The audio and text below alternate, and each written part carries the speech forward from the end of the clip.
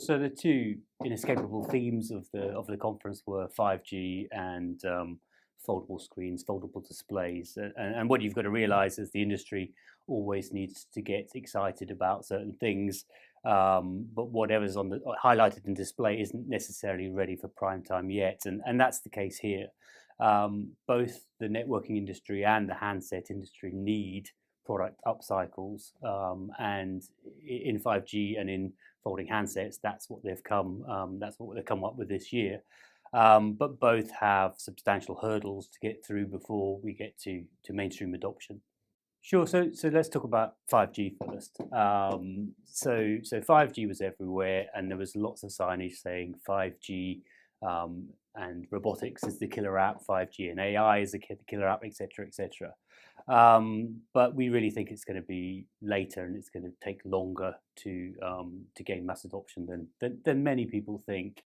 Let's look at later first. I mean, firstly, the final ratification of full 5G won't be ready until the end of this year. That's 5G release 16, and only then will you start be able to bring full 5G products to market after an implementation cycle from there. We are seeing people start to launch tiny elements of 5G. There's 5G Evolution launched by AT&T in the US, but that's not full 5G. And we also think it's going to take longer. I mean, the key challenge with 5G is it lacks a killer application. There's no obvious application that's going to drive demand.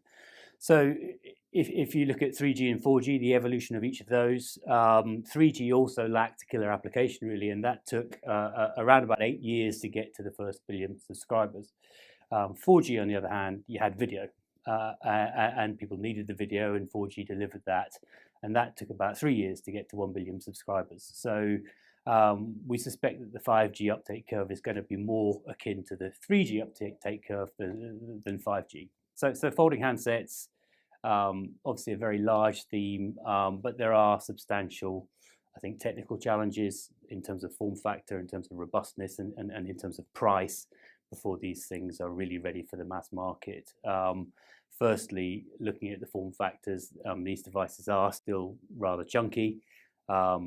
There's some work to do there. They are looking promising. The robustness element is potentially a significant problem, and many of these devices were still behind glass boxes.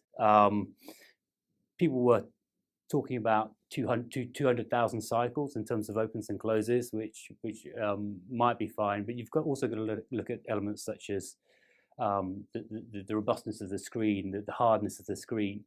If you scratch one of these things with your keys and it costs £2,000, $2,000, you're not going to be particularly impressed. And that brings me on to the final element, which is price. It's well known that the high-end handset industry right now has a bill of materials problem. Apple isn't selling as many high-end handsets as it like because it costs a lot of money to pack all of the features in that they want to deliver. And in 5G and in folding handsets, you've got two very expensive innovations coming into the handsets. So certainly they need to the supply chain needs to evolve to bring the prices of these components down, to make these components more robust, and to make the form factor work for people before we really see these devices shipping in significant volumes. So where is the growth in the mobile market? Well, looking at the high end, obviously the high end is currently stagnating, but we've still got to realize it's a very large market, and any component supplier certainly who can go from a very small market share to a large market share will do very well. One of the key features in the new phones, not the foldable ones, but the next generation of phones coming out, are innovative camera technologies, 3D sensor technologies, and so on. So companies who have exposure to those growth trends should still do very well. Looking at mobile subscriber growth, really the only growth area left is sub-Saharan Africa, which is growing at about 5%, and that provides good growth opportunities, albeit in low-cost devices. And one of the other areas, interestingly, which is now growing very rapidly, and which is quite interesting, is the second-hand device market. consumers are holding onto their devices longer, but because costs are going up, they're now increasingly selling their old devices. So many more devices are remaining in circulation for 4+ years and being traded through multiple owners. So that's a market that's worth about $20 billion, and it's growing at a 15 to 20% rate. So there are opportunities for solution providers in that market, people who provide diagnostics, memory wiping services, and so on, and technology into that market. So that's an interesting growth area, which is stemming from the price increases at the higher end. Yeah, the Internet of Things was one of the major themes probably 4 or 5 years ago, but we do think that a number of factors are aligning in terms of standards, in terms of the offering, and in terms of the channels to market to make us think that this is now an area that's worth focusing on from an investment perspective. Looking at the standards first, the whole evolution of Internet of Things was held back by fragmentation in standards, but you're starting to see some consolidation there, and chip providers such as STMicro, Nordic Semi, and so on are now developing chips which can support multiple standards or different standards and software. So that means one chip can interface with a light using Zigbee, for example, or something else using Bluetooth mesh.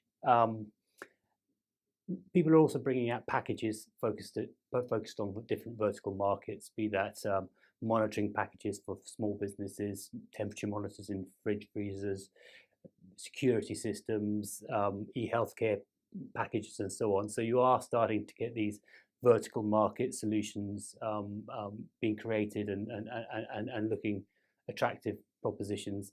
And then finally, looking at channels to market, operators, retailers, and so on are now working out how to sell these things, working out who they should be sold to. The business models are evolving. So we do think this is an area of good growth going forward. Yeah, probably 2 or 3 years ago, VR was the big theme at the event. That hasn't really moved on. Still a lot of VR there, but the queues are substantially shorter. The devices haven't evolved enough yet. The resolution isn't quite good enough. And if the resolution is good enough, then the devices are too heavy. There's an HP device, for example, that had fantastic resolution, but you had to carry the computer on your back. So it will continue to evolve. There will be opportunities there. The area that has really sort of stepped forward is the area of heads-up displays and AR. So you had Microsoft launching the HoloLens 2, which had a 2-hour queue to get a demonstration of. People like Vuzix and heads-up display, those devices have really moved forward over the last few years. We don't necessarily think those are mass market consumer devices, but we do see some interesting applications in vertical professional markets, which should create good growth from heads-up displays and augmented reality over the next few years.